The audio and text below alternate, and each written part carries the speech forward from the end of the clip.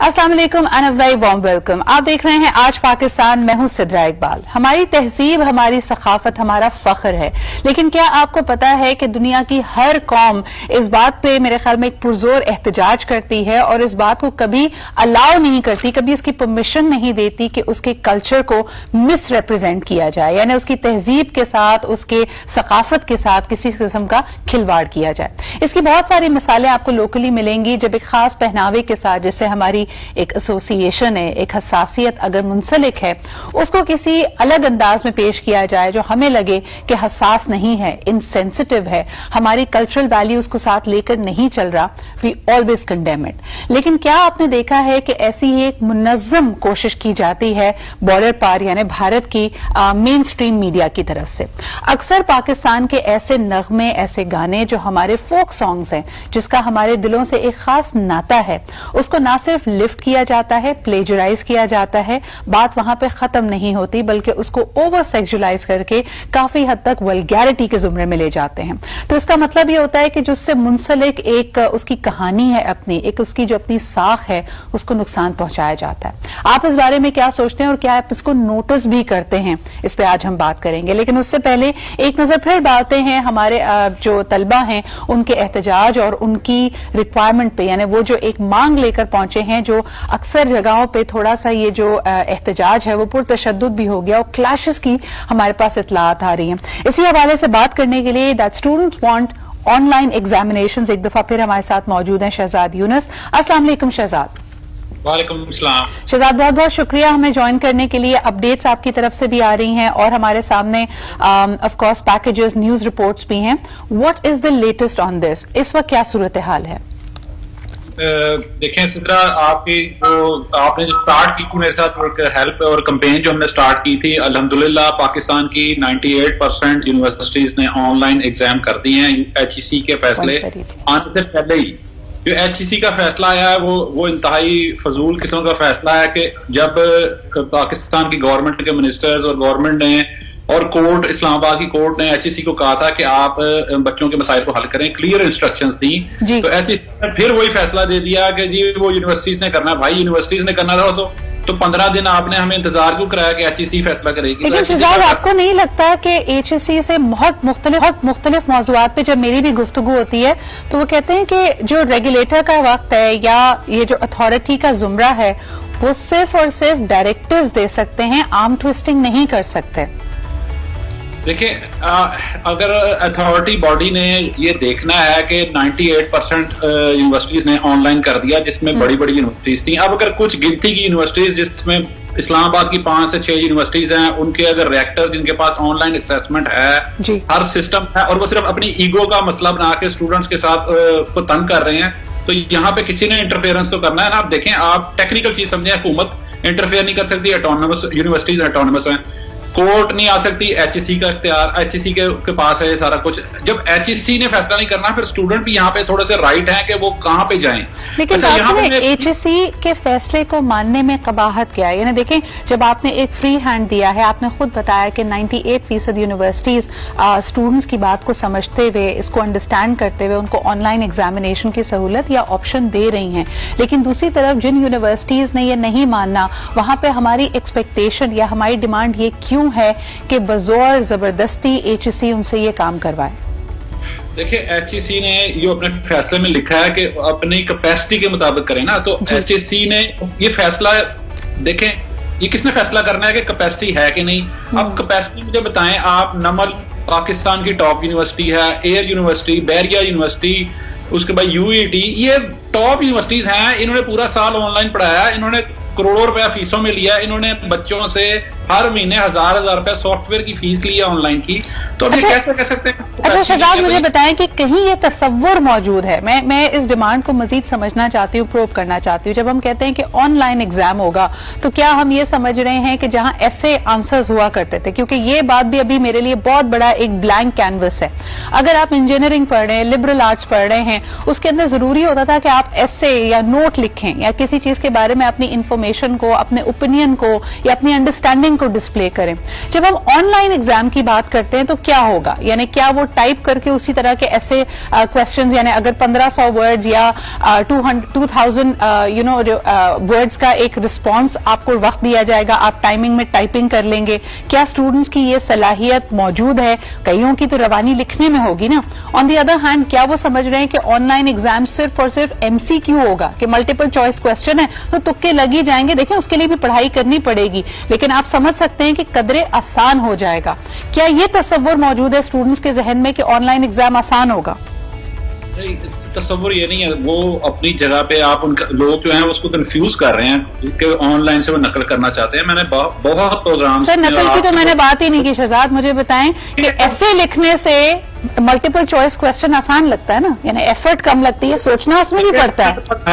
जिस उन्होंने मोड पे जो मल्टीपल चॉइस में ही पढ़ाया है ना, तो उन्होंने उसमें पेपर लेना है। अब उन्होंने ऐसे तो पढ़ाया ही नहीं है ना, उन्होंने प्रैक्टिकल कराया, तो आप कैसे प्रैक्टिकल का टेस्ट लेंगे? प्रैक्टिकल की बात नहीं कर रहे, लेकिन ऐसे एक अंडरस्टैंडिंग तो होती है ना। एक अगर टीचर ऑनलाइन लेक्चर भी दे रहा है तो उसने कई घंटे सर्व करके आपको एक थ्योरी, एक कॉन्सेप्ट समझाया है, वो जानना चाहता है कि आपको वो कॉन्सेप्ट समझ भी आया है या नहीं। या 3 सवाल दिए हैं कि बताइए 2 + 2 क्या होता है, 4 है, 6 है, 8 है, तो बच्चा 4 पे लगा के समझ रहा है कि वो समझ गया। आपकी बात बिल्कुल ठीक है, जिस तरह आप कह रही हैं वही है कि स्टूडेंट भी वही चाहते हैं कि जैसे उनको पढ़ाया गया है वैसे ही इम्तिहान लें, ऑनलाइन में जैसे पढ़ाया गया वही फॉर्मेट लेना। और जो क्योंकि प्रैक्टिकल जो क्लास का फॉर्मेट है और ऑनलाइन का फॉर्मेट है वो सेम नहीं था, पूरा साल उन्होंने सेम। लेकिन मैं ये समझना चाहती हूँ, बहुत सारी जो एडमिशन की आप देख लें, फॉरेन एडमिशन की जब बात की जाती है तो बच्चों को ऐसे लिखना पड़ता है और उसमें कहा जाता है 1500 वर्ड्स। वो वापस जाते हैं, उसको प्रैक्टिस करते हैं, फिर कॉपी पेस्ट करते हैं, उसकी ग्रामर ठीक कराते, फिर उसके बाद ऑनलाइन एडमिशन फॉर्म में वो डालते हैं। मुझे अभी भी ये समझ नहीं आ रहा कि अगर 30 या 40 मिनट का वक्त दिया जाएगा, ये टाइम्ड हो, क्या उस 30 मिनट में हमारे यहाँ स्टूडेंट्स की अल्हम्दुलिल्लाह इतनी रवानी हो गई है कि हर कोई टाइपिंग करके अपना जवाब लिख भेज सकेगा? देखें, यहाँ पे यूनिवर्सिटीज ने थोड़ा सा एक ऐड भी किया है कि उन्होंने इसमें जो कई सब्जेक्ट्स वाइज आते हैं ना, क्योंकि बड़ा कॉम्प्लिकेटेड है, हर एजुकेशन में वो एक कॉम्प्लिकेशन है। जिन्होंने टाइपिंग वो करनी है या उन्होंने वो समझते हैं, कुछ उन्होंने स्टूडेंट्स को ये दिया है कि ऑन कैंपस आप पेपर देना चाहते हैं, लिख के देना चाहते हैं, वो उसकी भी ऑप्शंस दी है। ठीक है, तो ये सबसे बेस्ट ऑप्शन है। लेकिन आप देखें ना, नमल यूनिवर्सिटी, अगर मैं सही समझी हूं कि आप national university of modern languages की बात कर रहे हैं, तो उसके अंदर कोई पर्शियन भी पढ़ रहा होगा, कोई उर्दू भी पढ़ रहा होगा, कोई उर्दू में मास्टर्स या लिंग्विस्टिक्स कर रहा होगा, शायरी पढ़ रहा होगा, वो ऑनलाइन एग्जाम कैसे देगा? ये बात अभी भी मुझे समझ नहीं आ रही। देखिए, उनको ऑनलाइन एग्जाम इसलिए वो मांग रहे हैं कि उनको पूरा साल ऑनलाइन ही पढ़ाया है ना, तो फॉर्मेट जिस पे पढ़ाया गया है, अगर उनको ऐसे लिखना है अगर 30 मिनट का, तो मेरा ख्याल में अगर मेरी स्पीड बहुत अच्छी है कि मैं ज्यादा काम करता हूं तो मैं 10 मिनट में लिख लूंगा। सर, लेकिन फिर वो स्टूडेंट जिसकी टाइपिंग अच्छी नहीं है लेकिन वो पेन से लिख सकता है, क्योंकि 20 साल की ट्रेनिंग पेन से लिखने की है, वो क्या करेगा? आई थिंक इवेंचुअली वही बात आ जाएगी कि वही ना, उनको ऑन कैंपस की ऑप्शन भी दी है।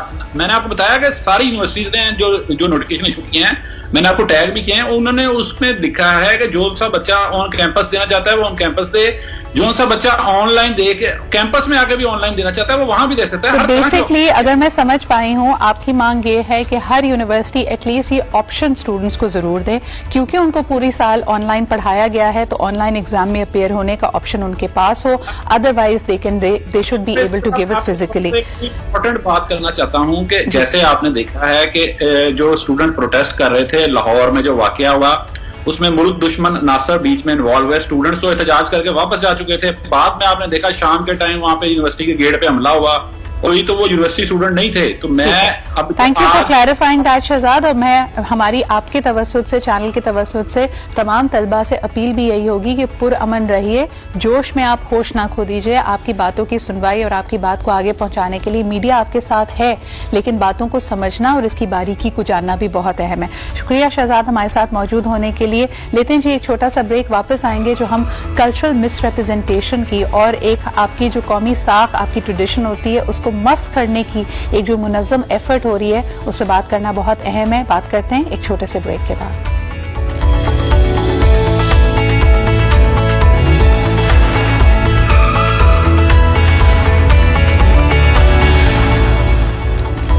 And welcome back. आप देख रहे हैं आज पाकिस्तान। बात करते हैं जरा हमारी तहजीब और सकाफत की। वैसे भी पाकिस्तान में बड़े अरसे से ये कन्फ्यूजन रहा। हमने एक दौर देखा जब पॉप सॉन्ग्स, म्यूजिशियंस पाकिस्तान के बेहतरीन काम कर रहे थे, but somehow as the tide turned हमने देखा कि आहिस्ता आहिस्ता म्यूजिक के एवेन्यूज कम हो गए, म्यूजिक चैनल्स खत्म हो गए, रिकॉर्ड्स खत्म हो गए। So there was already a big space. लेकिन हमारे जो जेम्स हैं, जो हमारे क्लासिक्स हैं, उसकी रूट ना सिर्फ हमारी तहजीब में है बल्कि ऑफकोर्स उसके अंदर हमारा सूफी कलाम भी शामिल है, हमारे लोक विरसा जो हमारे म्यूजिशियंस का है, जो हमारे खास एक उसकी म्यूजिक अरेंजमेंट है।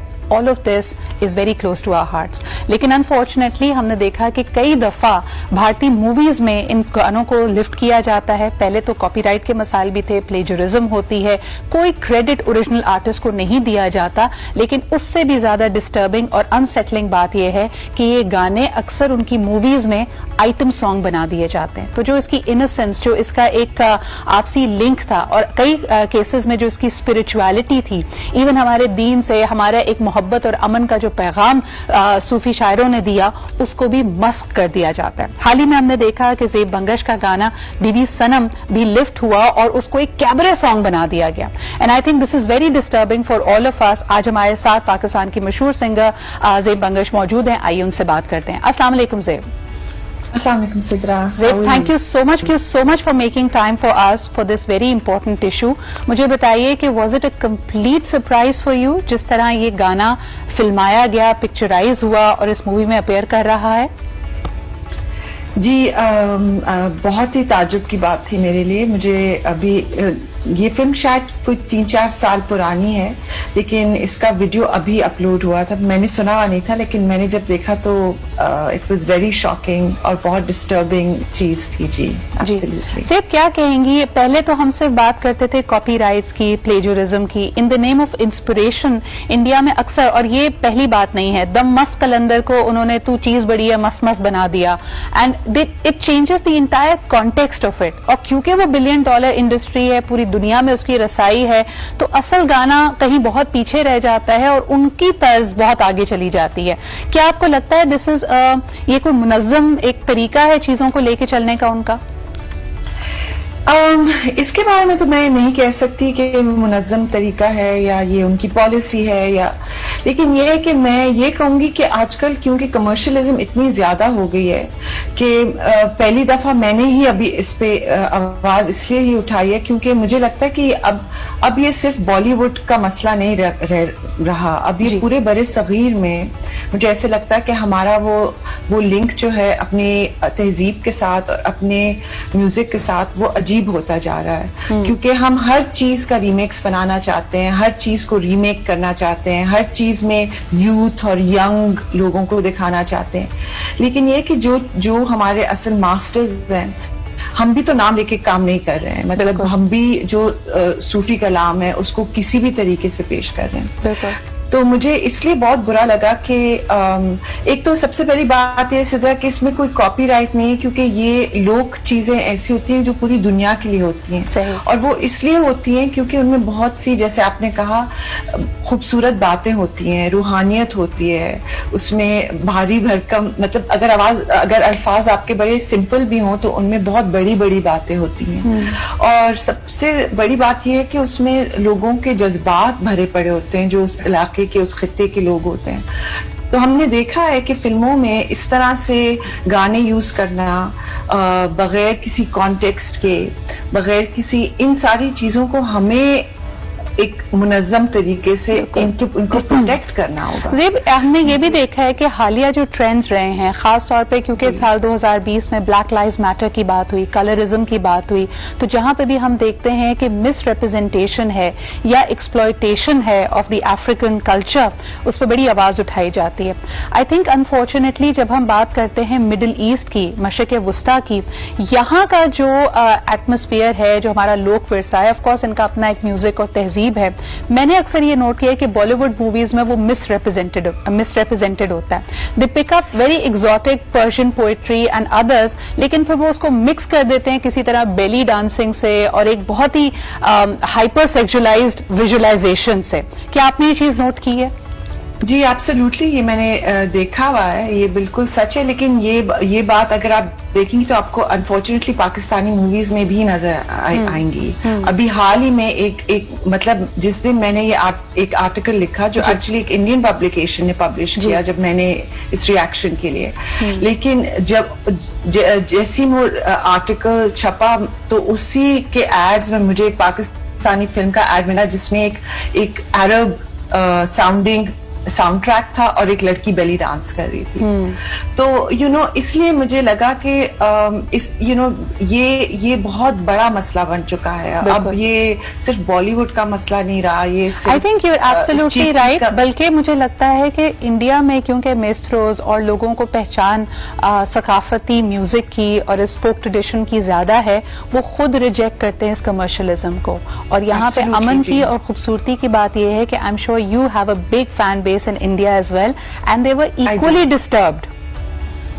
Yes, absolutely. तो जो मेरे इंडियन फैंस थे, उन्होंने इतना ज्यादा प्यार और मोहब्बत के साथ उन्होंने बड़ा अफसोस किया इस चीज का, और वो खुद बड़ी तनकीद कर रहे थे। बट बात यही है कि बात किसी एक चीज पे अगर हम उंगली उठाएंगे तो हमें हम जो खुद गलत कर रहे हैं वो हमें दिखाई नहीं देगा। अच्छा, so we are also following those trends, you know. नहीं, बिल्कुल आप सही कह रही हैं। अच्छा, इसकी कोर में हम जाना चाहेंगे जब हम कमर्शियलिज्म इन म्यूजिक की बात करते हैं। एक वक्त था कि the musician on both sides of the border would create music for the love of it, कि उसका ये पैशन हुआ करता था। अब क्योंकि ऑफ कोर्स जैसे आप खुद भी पॉइंट आउट करते हैं, ये $1 बिलियन इंडस्ट्री है, तो ट्रेंड्स को फॉलो करना पड़ता है। कई लोग कहते हैं कि मूवी में आइटम सॉन्ग की, इस तरह के गाने की जरूरत ना भी हो, लेकिन बॉक्स ऑफिस सक्सेस के लिए उसको डाला जाता है। ये म्यूजिशियंस के लिए कितना बड़ा पेन पॉइंट है? हमारे लिए तो बहुत बड़ा पेन पॉइंट है, लेकिन जनरली सिद्रा मीडिया में औरतों को बहुत ज्यादा सेक्सुअलाइज कर दिया गया है। मतलब जनरली अगर आप देखिए, मैं यही बात करती हूँ, ज्यादातर लोग इस बात को पसंद नहीं करते, बट बहुत से सहाफी जब मुझसे पूछते हैं कि पाकिस्तान में how do you feel, have women really अब वो बड़ी एमांसिपेट हो गई हैं, इतनी लड़कियां, मैंने कहा नहीं, actually even in the worst of times, even in the most censorship times, I felt that there were more different kinds of women absolutely on the scene, you know. अगर बिल्कुल सही बात कह रही हैं ज़ेब, क्योंकि जब हम अपना golden era of pop music, popular music की भी बात करते हैं, जिसमें मैडम नूरजहां का नाम आता है, नाइद अख्तर साहिबा का नाम आता है, नाजिया हसन का नाम आता है, they didn't have to be glamorous and over the top, yet their music lives on. Absolutely. और वो प्रेशर भी नहीं था, और वो इसलिए क्योंकि ज्यादा कॉर्पोरेशंस का दखल नहीं था। तो अब ये है कि कॉर्पोरेशंस की हमें जरूरत भी है, हम खुश भी हैं कि corporations are taking charge and वो बहुत ज्यादा म्यूजिक पर। अब हमारे यहाँ पाकिस्तान में अनफॉर्चुनेटली कोई इंडिपेंडेंट म्यूजिक का प्लेटफॉर्म रहा ही नहीं है। सही, तो everything is now linked to corporations. तो वो अपना मफाद देखते हैं at the end of the day, और उसमें ग्लैमराइजेशन का बहुत बड़ा हाथ होता है हर चीज में। फैशन इंडस्ट्री है। क्या आपको लगता है कि this is actually closing doors as well? यानी वो बच्चियां, वो यंग आर्टिस्ट पाकिस्तान के जो गाना गाना चाहते हैं और बहुत टैलेंटेड भी हैं, जब वो ये चीजें देखते हैं तो उनको एक कल्चरल कॉन्फ्लिक्ट नजर आता है। उनकी फैमिलीज की तरफ से उनको मना किया जाता है कि this is what it's going to take to be successful, तो हम आपको परमिशन नहीं दे सकते।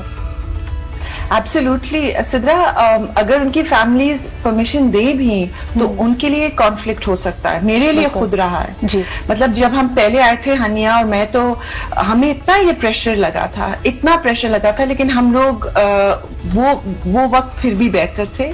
तो हम लोग तो हमेशा just to prove a point, हम लोग हमेशा शलवार कमीज में आते थे।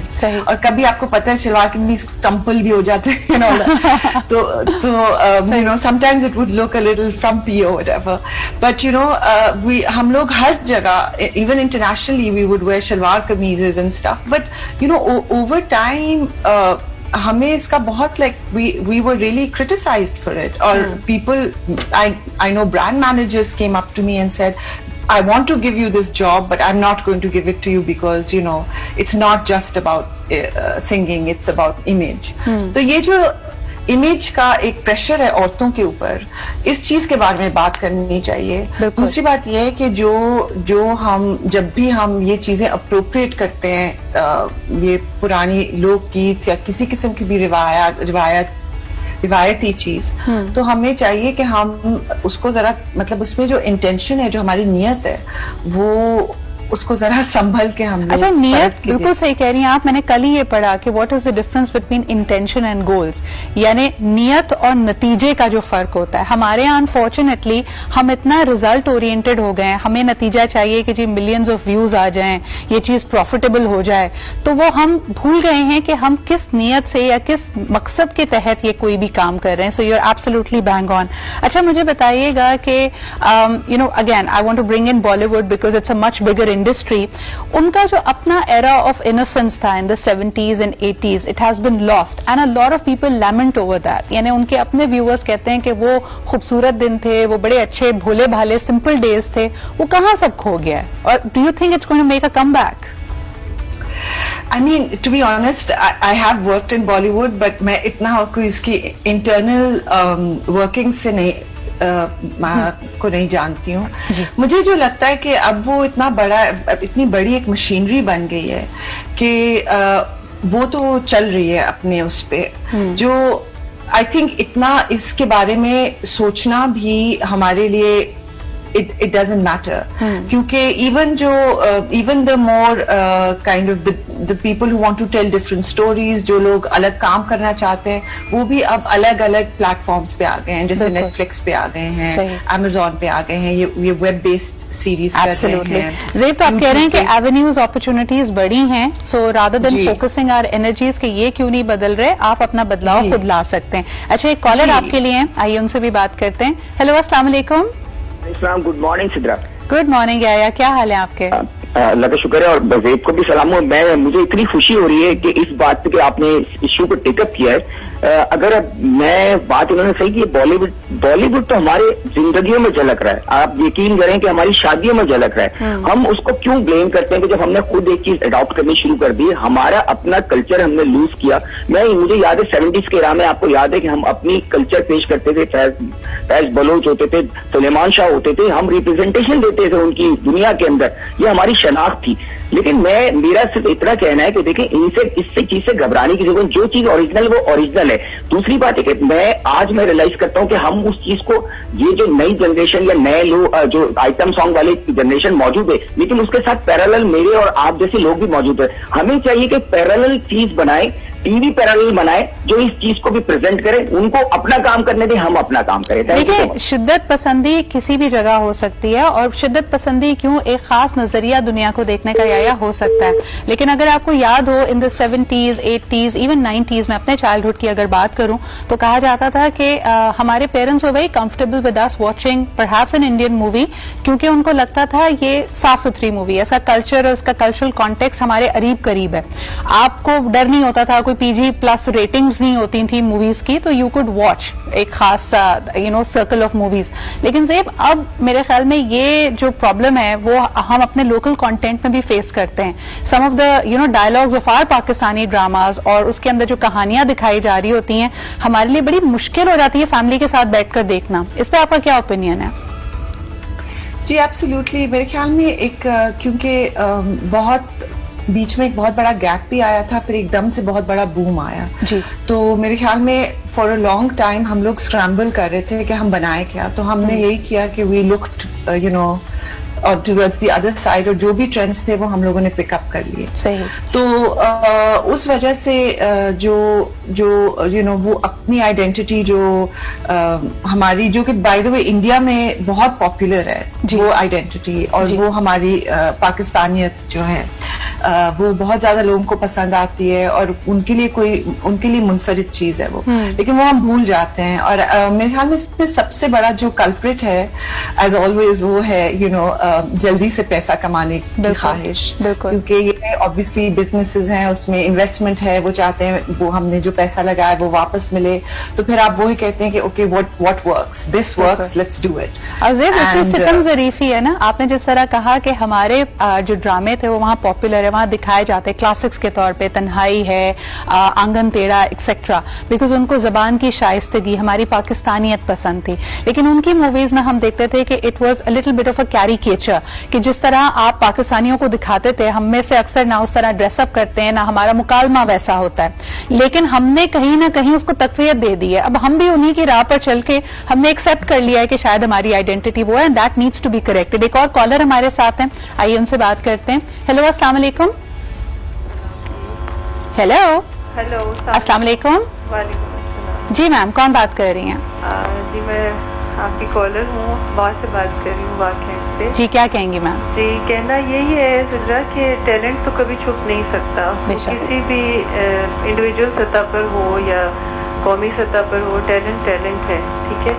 और ये जो इतनी ज़ेर हासिल पीछे गुफ्तगू होती रही है, उस सब में ऐसा ये है कि डेफिनेटली हमने भी कभी ना कभी ऐसे किया है। बिल्कुल। और खुसूसन अगर हम ये फिल्मी उस पर देखें तो यही सब कुछ चलता रहा। सही। तो बाकी ये है कि ये ऐसी कौमों की और ऐसे इंसानों की शनाख्त करवाती है ये चीज़ जिनको अपने ऊपर भरोसा नहीं होता, और वो जो है वो इस तरह से कर लेते हैं कि आपने उसका गाना चुरा लिया, आपने उसकी स्टोरी चुरा ली, तो इस तरह के तो मामला चलते ही रहते हैं। बिल्कुल, बहुत शुक्रिया आपके कॉल करने का, but sometimes it's not as simple as कि गाना चुरा लिया। हम जो यहाँ पे बात कर रहे हैं कि आपकी पूरी आइडेंटिटी को हाईजैक करके अपने मुताबिक कर दिया गया हो, that's where the problem lies. एक और कॉलर है ज़ेब, उनसे भी बात करते हैं। हेलो, अस्सलाम वालेकुम। वालेकुम सलाम मैम, इम्तियाज कर रहा हूँ। जी इम्तियाज साहब, क्या कहेंगे?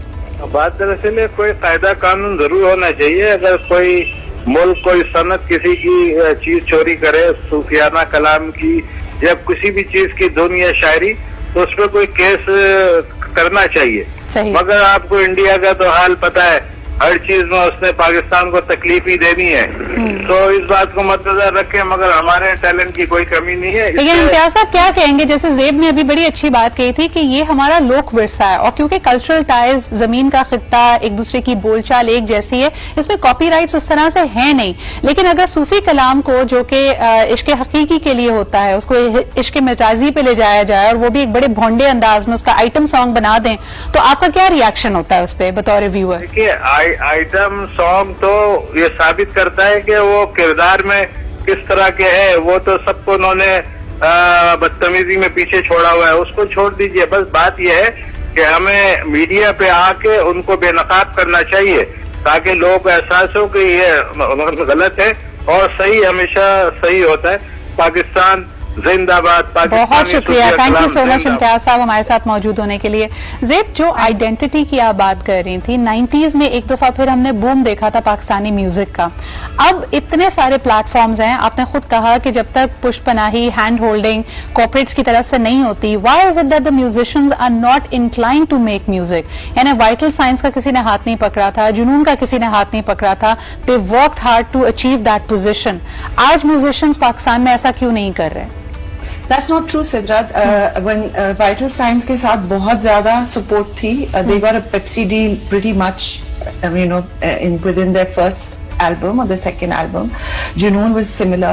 And उस जमाने में तो बहुत ज्यादा, मतलब उस जमाने में तो आपके पास प्रॉपर रिकॉर्ड लेबल्स थे, EMI था, कॉन्सर्ट्स थे, सबसे बढ़कर कॉन्सर्ट्स थे, रिकॉर्ड लेबल्स थे, there was your TV channels promoted the songs as they were, आपको बार बार बुलाते थे आपके गाने। अभी तो TV channels sometimes ask you for money to put your video up.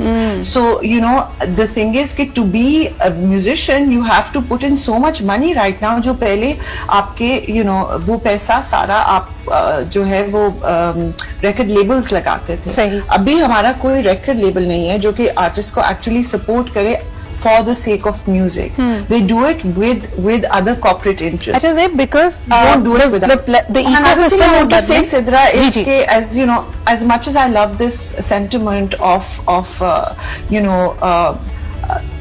being, I'm very very nationalistic, and I'm a big Pakistan हुब्बुल वतनी मेरे में बहुत ज्यादा है।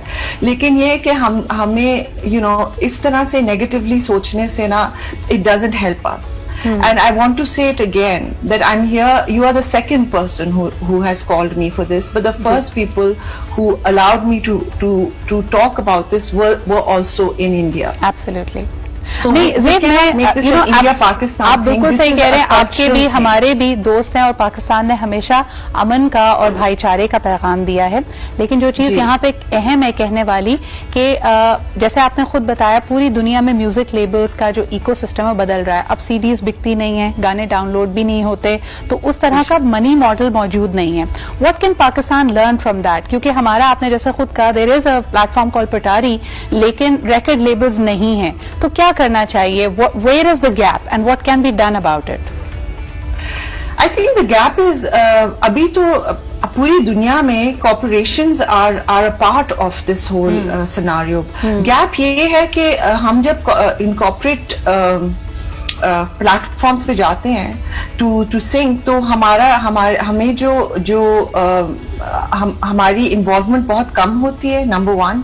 दूसरा ये होता है कि हमें किसी किस्म का रॉयल्टी सिस्टम नहीं मिलता। सही, बिल्कुल। कोई भी आर्टिस्ट जब कोई गाना गाता है उसको उसकी सिर्फ उसके अपफ्रंट पैसे नहीं मिलते, बल्कि एक रॉयल्टी सिस्टम मिलता है, जिसकी वजह से आप अपने आप को over the period of time देखिए। बिल्कुल सही। एन आर्टिस्ट कैन हैव ज्यादा से ज्यादा क्या 5 हिट गाने, बट यूजुअली आर्टिस्ट की लाइफ टाइम में एक बहुत बड़ा हिट होता है या 2 बड़े बहुत हिट गाने होते हैं। बट उन गानों की बिना पे आप अपनी आराम से चैन से जिंदगी इसलिए गुजार सकते हैं कि आपको रॉयल्टीज मिलती है। तो किसी भी प्लेटफॉर्म में आर्टिस्ट को रॉयल्टी नहीं दी जाती। जब तक आप उनकी फाइनेंशियल सस्टेनेबिलिटी को मद्देनजर नहीं रखेंगे और इक्वेशन में नहीं लाएंगे, music can not go forward. बहुत बहुत शुक्रिया ज़ेब for being here with us. और सबसे अहम बात जो आपके जहां हम ये ट्रेडिशंस की बात करते हैं, फोक म्यूजिक की बात करते हैं, इसके फॉर्मलाइज कॉपीराइट्स किसी के पास नहीं हो सकते। It's just the context of what you feel is right और रॉन्ग इन योर हार्ट। शुक्रिया हमारे साथ मौजूद होने के लिए। लेते हैं छोटा सा break, will be right back.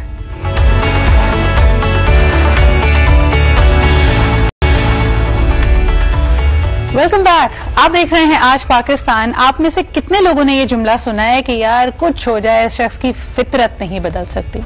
फितरी तौर पे तो वैसे चीज़ों को देखना बड़ा खूबसूरत है, नेचर के करीब हैं आप, लेकिन फितरत को इस जुमरे में जिस तरह हम बात करते हैं इसके बारे में हमने बड़ा नेगेटिव बना दिया। हम कह रहे हैं कि इंसान की जो स्टबननेस है, उसकी जो ढिटाई है, वो दरअसल उसका खमीर है, उसकी फितरत है। अगर वो उसने उस तरह होना है तो रहना है हमेशा। वो फेबल्स हम पढ़ते थे ना बचपन में, तो उसमें कहा जाता था कि एक बेचारे मेंढक के पास एक स्कॉर्पियो आया, यानी एक क्या कहते हैं उसको, बिच्छू आया। तो बिच्छू ने कहा जी मुझे दरिया पार करा दो। उसने कहा ठीक है, मेरे पीठ पे सवार हो जाओ, मैं तुम्हें दरिया पार करा लेता हूँ। लेकिन वो बीच दरिया में पहुंच के उसको जोर से उसने डंक मारा। तो उसने कहा यार मैं तो तुम्हारी हेल्प कर रहा हूँ, तुम्हें दरिया पार करा रहा हूँ, तो मुझे डंक क्यों मार रहे हो? तो उसने कहा मैं अपनी फितरत से मजबूर हूँ।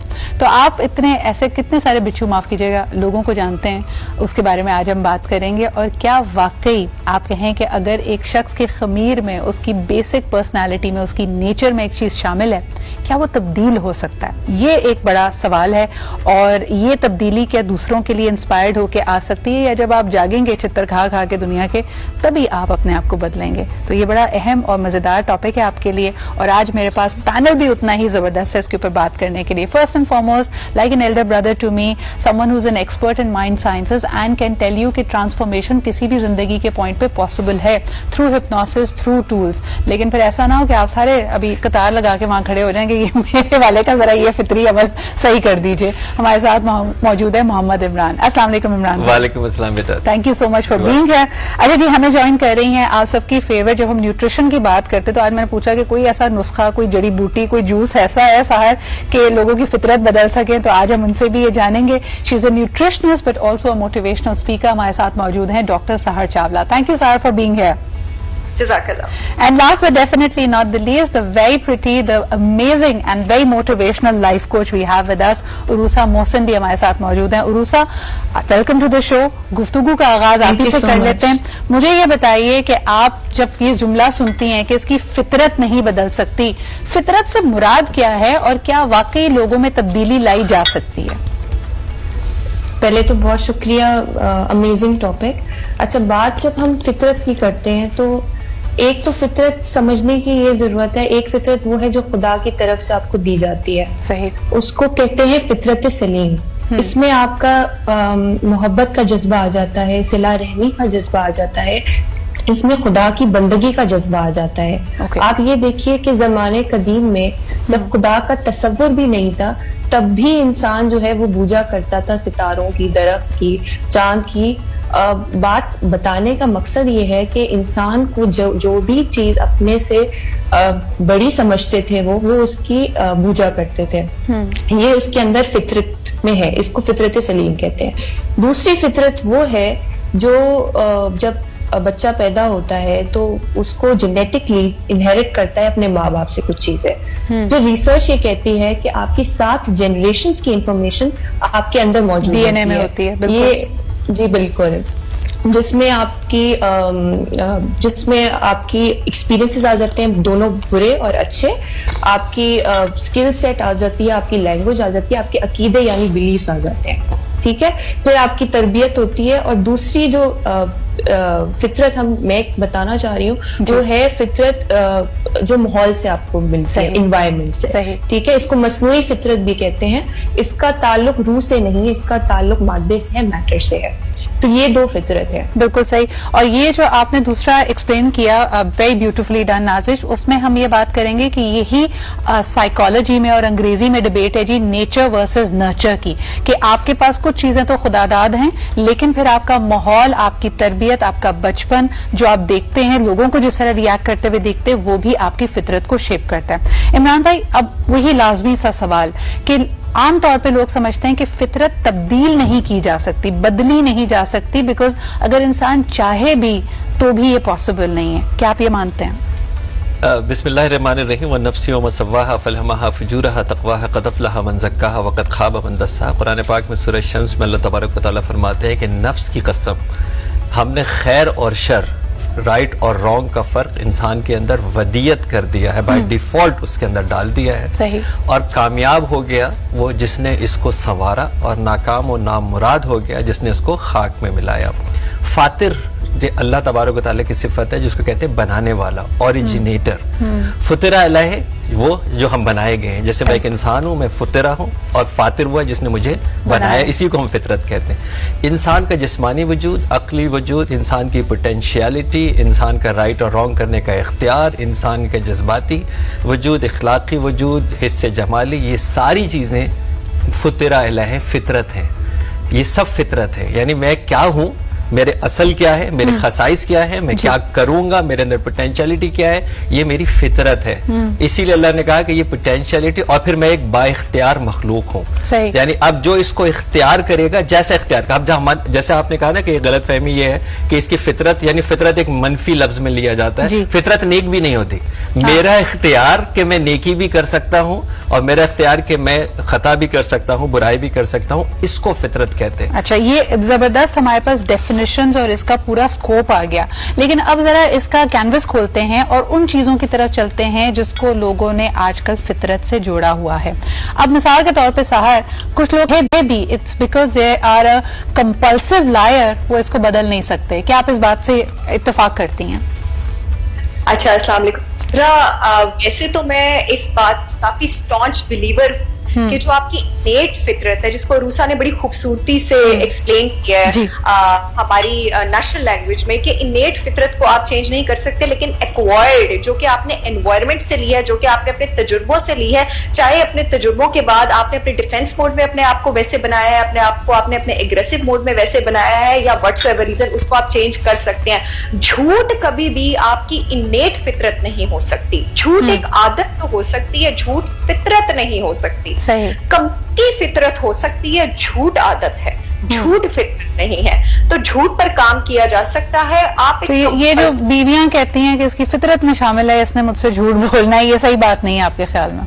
नहीं, ये बिल्कुल भी सही बात नहीं है। धोखा, झूठ, ये आपके पास एक्वायर्ड ट्रेड्स हैं, ये आपके पास लर्न ट्रेड्स हैं, और माइंडफुल होके, यानी अपने एक्शंस का जिम्मेदार होके और अपने एक्शंस पर काम करके, अपने आप को कंडीशन करके, अपने आप को ग्रूम करके। अच्छा, एक कॉलर हमारे साथ हैं, उसके बाद इमरान भाई से पूछूंगी कि अगर हम कहते हैं कि किसी बच्चे की या किसी शख्स की जात में झूठ बोलना फितरी तौर पे आ गया, यानी आप उससे कोई सीधा सा सवाल भी बोलेंगे तो उसका सही जवाब देने के बजाय उसको टाल मटोल करेगा, उसको ड्रेसअप कर देगा।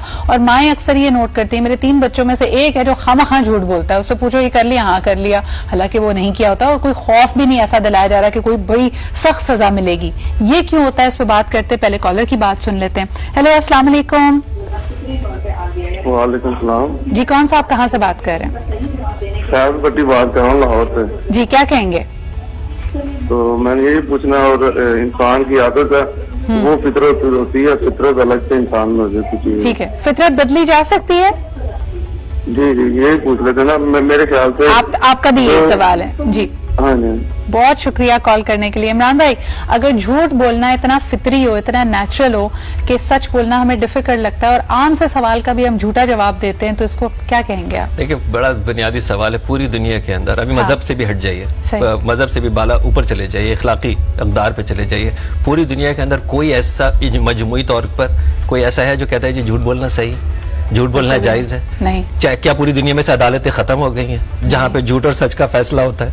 तो इससे मतलब ये है कि ये पैदाइश ही नहीं हो सकता ना, पोटेंशियलिटी ये है कि वो झूठ भी बोल सकता है और वो सच भी बोल सकता है। लेकिन पूरी दुनिया में झूठे भी हैं, इसलिए पूरी दुनिया में झूठे भी हैं, इसलिए पूरी दुनिया में सच्चे भी हैं।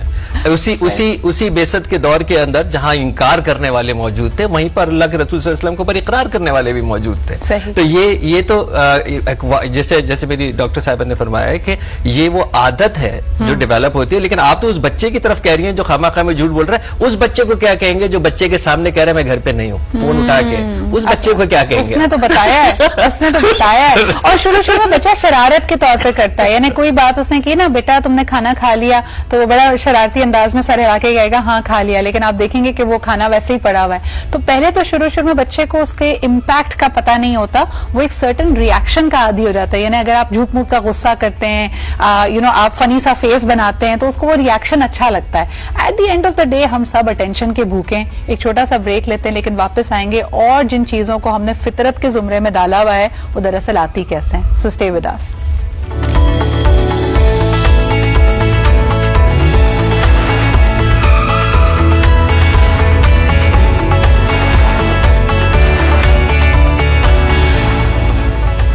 And welcome back. अच्छा जी, बड़ी इंटरेस्टिंग गुफ्तगू हो रही थी ऑफलाइन भी, और उसमें हम बात कर रहे थे कि अगर हम ये मानते हैं कि लॉ ऑफ अट्रैक्शन काम करता है और जिंदगी एक रिफ्लेक्शन है उस सब चीजों का जो आपके अंदर चल रहा है, यानी आपके जहन में अगर कोई खदशात, अभाम, खौफ मौजूद है, तो आप दूसरों से भी वही देखेंगे और उनसे वही चीज एक्सट्रैक्ट करेंगे।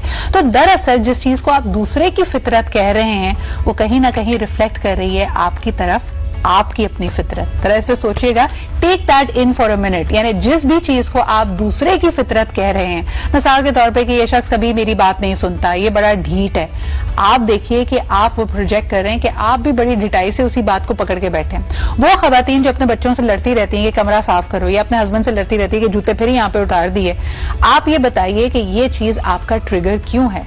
टेक अ स्टेप बैक, तो आपको नजर आएगा कि यानी जूते ही तो उतारे हैं, कोई ऐसी बड़ा मामला नहीं है, लेकिन आप उनके आने से पहले ही शायद आपकी बॉडी टेंस अप हो गई थी, आपको पहले ही लगने लगा था कि ये होगा, ये यहाँ पे रहेगा, और आप ऑटोमेटिकली गुस्से के मोड में चले गए।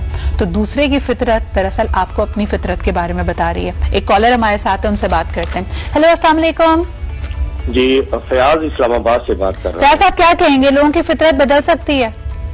जी बिल्कुल बदल सकती है, मैं समझता हूँ, और मैं डॉक्टर इमरान साहब से बिल्कुल एग्री करता हूँ कि फितरत एक्चुअली तो बुनियादी तौर पे अल्लाह ताला ने बुराई और भलाई जो इंसान के अंदर रखी है वो उसी में उसका इख्तियार है आगे कि वो बुराई की तरफ जाए या भलाई, लेकिन उसमें माहौल और उसकी परवरिश बहुत असरअंदाज होती है। बुनियादी तौर पे जब हम किसी को कहते हैं कि ये फलां बंदा जो है इतना वो झूठा है, वो उसकी तो फितरत में ही झूठ है, तो उससे मुराद ये है कि हम मुस्तार ले रहे होते हैं कि उसकी शुरू से लेके उसने उस वक्त तक इतना झूठ बोलता है कि वो उसका ज़मीर ही खत्म हो चुका, उसकी आदत इतनी पुख्ता हो चुकी होती है। ठीक है, बिल्कुल सही, बहुत शुक्रिया फयाज साहब कॉल करने का। आपके पॉइंट को आगे लेके चलते हैं, इमरान दीन का, कुरान हकीम का हवाला देते हैं।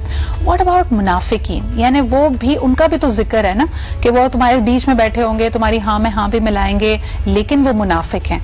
तो उनके बारे में हम कैसे समझे, क्या उनकी फितरत में मुनाफिकत है?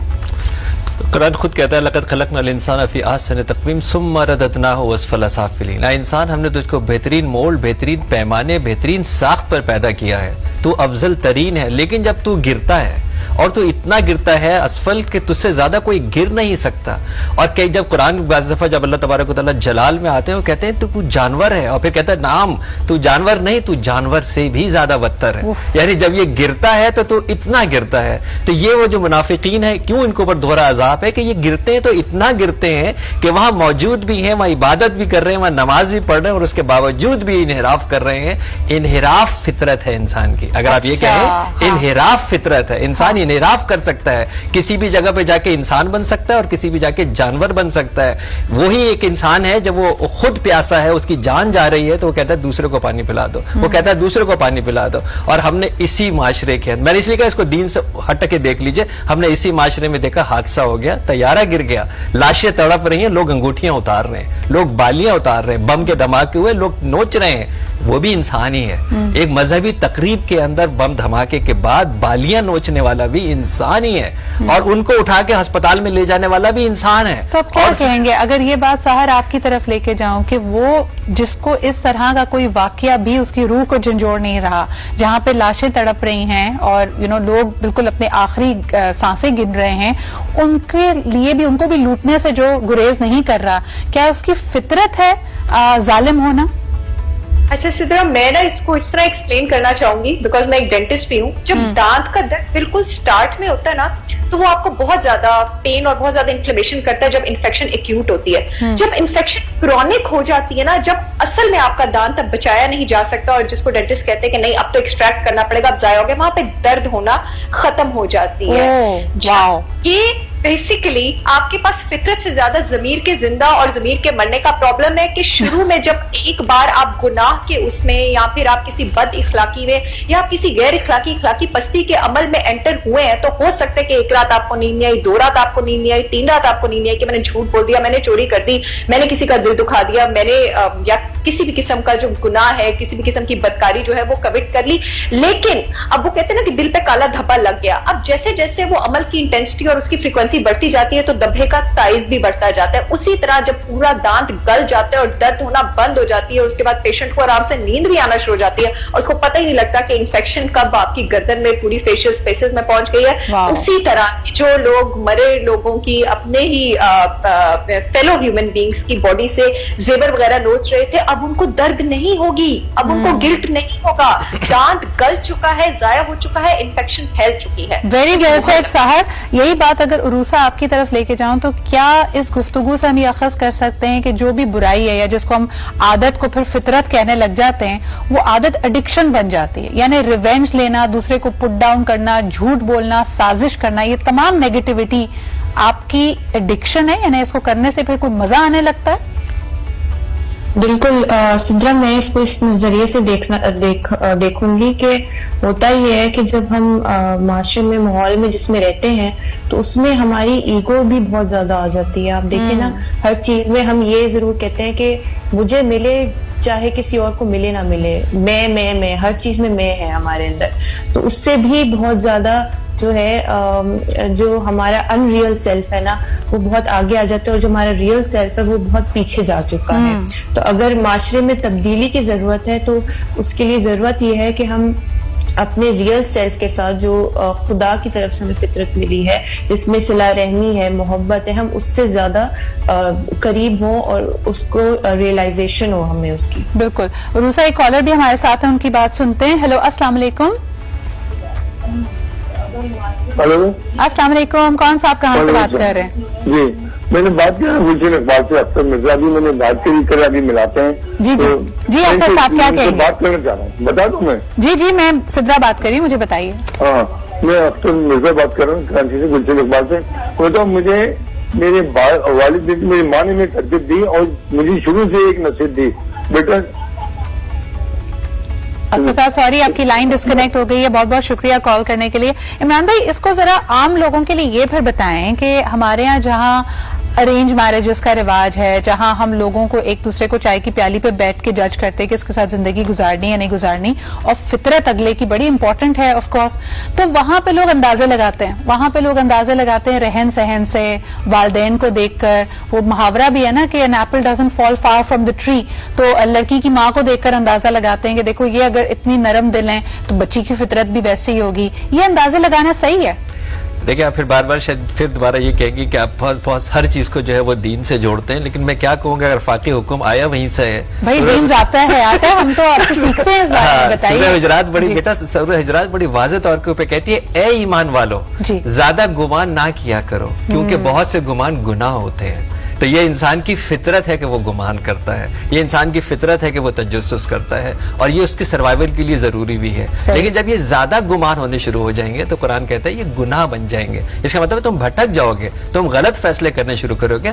हकीकत की दुनिया के अंदर एविडेंस फैक्ट बेस्ड के ऊपर अकल को, तदब्बर को, ताकुल को इस्तेमाल करते हुए फैसला किया करो। खाली गुमान जो है वो आपको भटका सकते हैं। अच्छा इमरान भाई, ये बात समझ में आती है जब आप किसी के बारे में नेगेटिव ओपिनियन रख रहे होते हैं। लाइक लोग कहते हैं ना कि अगर मिसाल के तौर पे खानदान में खातून या एक हजरत बहुत साजिशी और बहुत सियासी मशहूर हैं कि भाई ये सियासत करते हैं, लोगों को पुट डाउन करते हैं, उनके बच्चों के लिए फिर मुश्किलात आती हैं। क्या आप इसको मकाफात अमल कहेंगे कि भाई बिकॉज इन्होंने दूसरे के साथ बुराई की तो वो पलट कर आ रही है, या ये हमारा अनफॉर्चुनेट बात है कि हम उनके बच्चों को जज करने लगते हैं कि भाई आपकी अम्मी ने 10 साल पहले ये किया था, इसका मतलब है ये बच्ची भी उसी नेचर की होगी। क्या कहेंगे आप? देखिए ये भी एक बहुत बड़ी गलत फहमी है, बल्कि ज्यादती है, क्योंकि देखिए दीन ने तो नहीं कहा कि ये मकाफत अमल है, दीन ने तो कहा हर इंसान अपने का हिसाब खुद देगा। तो ये हमने जो जोड़ना शुरू किया तो ये उस बच्चे के साथ बड़ी ज्यादती है कि उसके ऊपर उसका कसूरवार ठहराया जाए जो उसके माँ बाप ने किसी भी हालात की वजह से किया हो। तो ये इससे इज्तिनाब करना चाहिए, और ये इंतहाई गलत बात है। इंसान को उसके अपने अमल के साथ जांचना चाहिए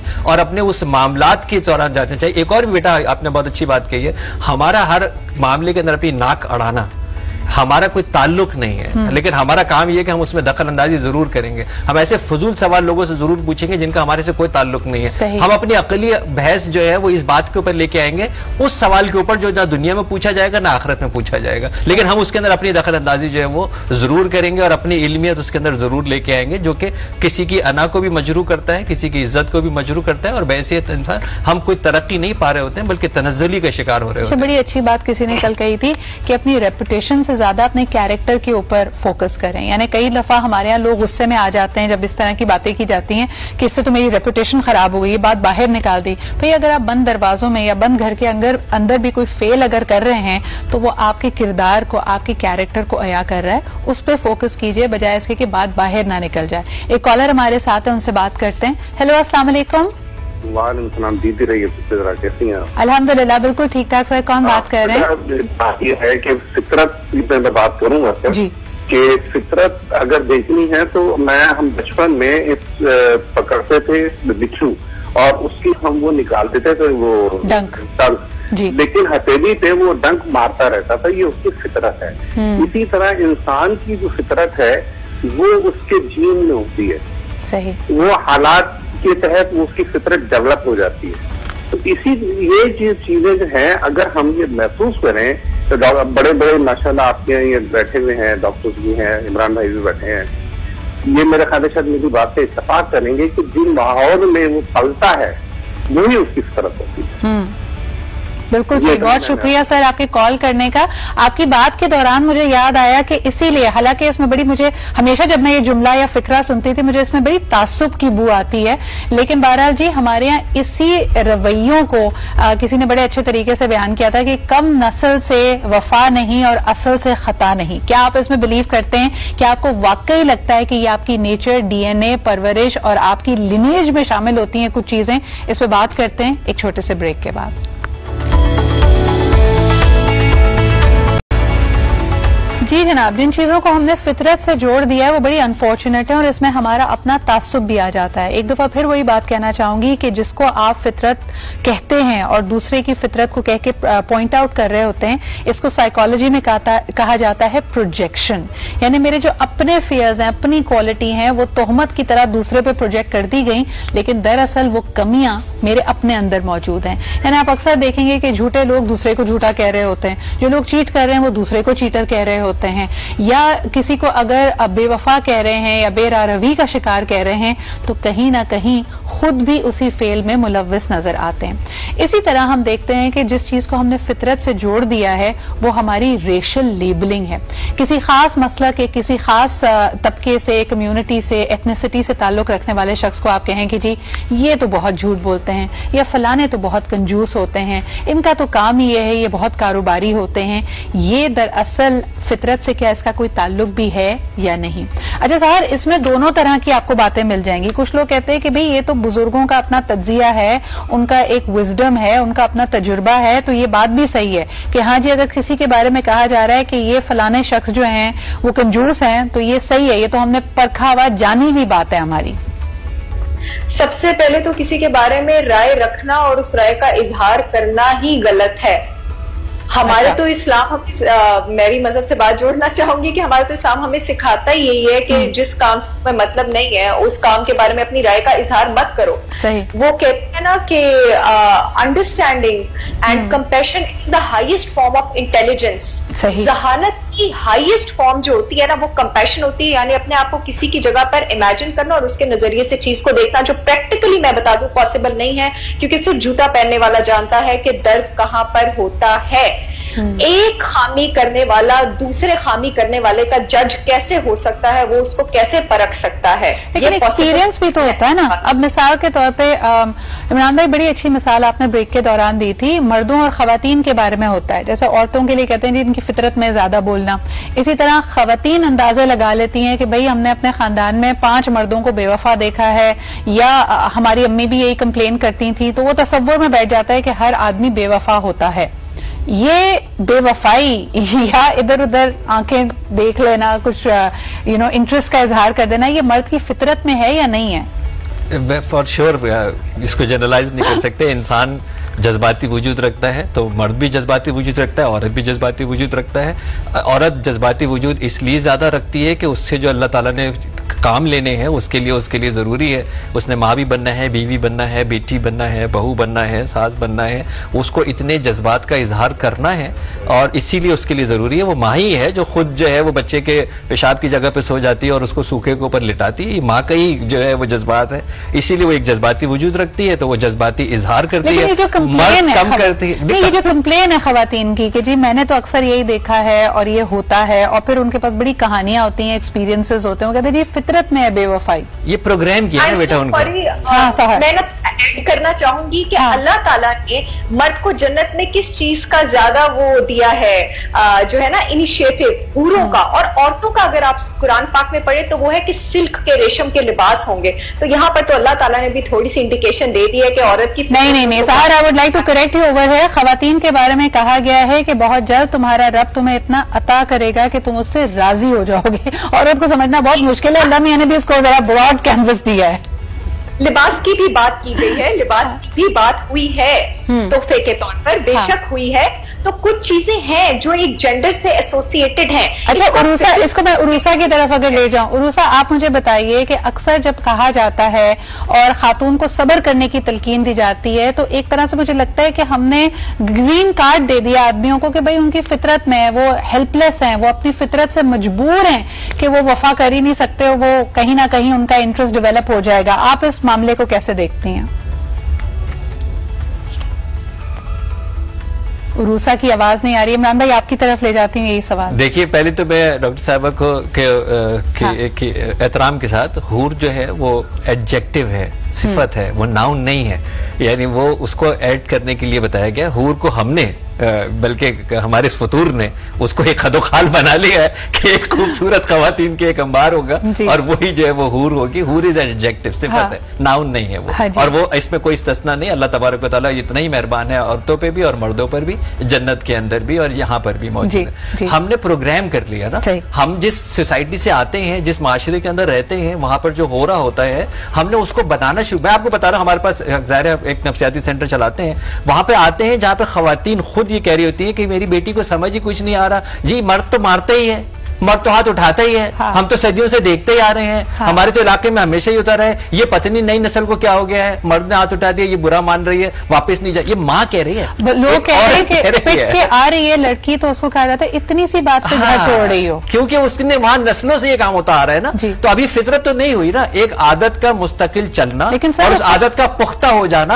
आदत तो हो सकती है, बिगड़ी हुई आदत हो सकती है, बुरी बात हो सकती है, रस्म रिवाज हो सकता है। We have accepted it as the new normal कि ये नॉर्मल है। अच्छा जी, गुफ्तगू हमारी जारी रहेगी, बड़ी मजेदार गुफ्तगू हो रही है, लेकिन आपको बताते चलें कि दुनिया का नंबर 1 माने जाने वाला बिस्किट अब इस नए रूप में यानी मिनी ओरियो के तौर पे हमारे पास मौजूद है और इसके 3 मजेदार फ्लेवर्स हैं और बड़ी अफोर्डेबल प्राइसेस हैं, 5-10 रुपए, यानी हल्की फुल्की भूख अगर आपको लग रही हो और आप कहीं चल फिर रहे हो तो आप ये ले सकते हैं। और ये इसका जो मिनी साइज है ये इसको परफेक्ट स्नैक बनाता है। सो मेक श्योर कि आप इस तरह की मजेदार गुफ्तगू कर रहे हो तो आप खुद साथ में खा पी भी सकें। एक कॉलर हमारे साथ है, उनसे बात करते हैं। हेलो, अस्सलाम वालेकुम। वालेकुम अस्सलाम, राशिद बोल रहा हूँ। क्या जी राशिद साहब, बिल्कुल ठीक ठाक। क्या कहेंगे, आखिरी कॉलर होंगे आज आप हमारे शो में। अच्छा, ये एक्चुअली मैं ये महसूस करता हूँ कि बदकिस्मती से हमने अपनी जो आदात है उनको फितरत से एसोसिएट कर लिया है। बिल्कुल। लेकिन अगर हम फितरत, जो इंसान की फितरत है वो बुरी नहीं है, अगर बुरी होती तो उसे अशरफुल मखलूकात कभी नहीं कहा जाता। बिल्कुल सही, बहुत शुक्रिया राशिद साहब कॉल करने के लिए। अच्छा, जो गुफ्तगू जिस पॉइंट पे पहुंची थी उसमें यह था कि कई बुरी रिवायात को अनफॉर्चुनेटली हमने फितरी अमल समझ लिया है। जैसा कि अभी इमरान भाई ने परफेक्ट एग्जांपल्स दी कि घर पे मारपीट होने को, मैरिज का जो इंस्टीट्यूशन है, जो एक दूसरे से वादा किया हुआ है, उसमें बेवफाई करने को या उसमें जमा खर्च कम करने में, सो इन चीजों को हमने फितरी अमल बना दिया। But to end on a lighter note, क्योंकि अभी हुरों का जिक्र किया इमरान भाई ने, तो एक खातून थी जिनकी प्रोग्रामिंग भी यही थी कि उनको लगता था कि मर्द बेवफा होते हैं और माशाल्लाह उनके हस्बैंड ने उनको एग्जांपल्स भी बड़ी सारी और ऐसे तजुर्बात भी बड़े कराए थे। लेकिन फिर उनमें तब्दीली आई और जब वो 50 के लगभग हुए तो उन्होंने अल्लाह से और दीन से लौ लगा ली और बहुत ज्यादा नमाजी और परहेजगार हो गए। तो लोगों ने खातून से पूछा कि क्या अब आप खुश हैं, तो कहने लगे नहीं, इस इंसान तो इमरान भाई ये हमारी अपनी प्रोग्रामिंग है ना, हम तब्दीली को भी देखना नहीं चाहते। 100% जो है वो 100% ऐसा ही है कि अगर मैंने ये तय कर लिया है कि मैं अपना नुक्ता नजर तब्दील नहीं करूंगा और अटका ही रहूंगा, और इसको फिर ये भी हो सकता है कि अब तो दूसरा कहेगा यार इसकी तो फितरत ही ऐसी है, ये कभी खुश नहीं होगी। अच्छा, ये बात इस पे एंड करना चाहूंगी। बहुत सारी खवातीन को मर्द हज़रात जब उनकी बार बार कंप्लेनिंग सुनते हैं, वो कहते हैं जी इसकी फितरी तौर पे ये नाशुक्री है, इतना सब कुछ कर रहा हूं लेकिन जो एक चीज नहीं हो रही उस पे सुई अटकी भी है। क्या आप देखती हैं कि औरतों की कंप्लेनिंग हैबिट उनकी अनफॉर्चुनेटली पर्सनालिटी या फितरत का हिस्सा बन जाती है? आई थिंक बेसिकली आपको आवाज आ रही है? जी जी आ रही है जी। हाँ, तो आई थिंक सिद्धा बेसिकली इसमें हुआ ये है कि इसमें फिर मर्द और खवातीन को अगर हमें इस नजरिए से देखना पड़ेगा कि मर्द नॉर्मली घर से बाहर जाता है, औरतें नॉर्मली घर पे होती हैं यूजुअली, तो उस वजह से भी उनकी अपब्रिंगिंग में जिस तरह वो उनको चॉइसेस दी गई लाइफ में, वक्त हमारे पास कम है, we have to head for the news. लेकिन बहुत शुक्रिया, हमारे साथ आज मौजूद थी डॉक्टर सहर, उरूसा और इमरान भाई। बात हो रही थी फितरत पे। हर चीज जिसको आप दूसरे की फितरत बनाकर लेबल कर रहे हैं, याद रखिए कि वो आपकी अपनी फितरत या अपने आपके ट्रिगर पॉइंट्स एटलीस्ट आपको जरूर बता रही है। तो रादर देन कि आप गिव अप कर जाएं और दूसरे को बुरा बनाएं और अपने आप को विक्टिम बनाएं, कोशिश करें कि अपने आप पे नजर डालें। इसी के साथ मुझे इजाजत दीजिए, कल मुलाकात होती है। खुदा हाफिज।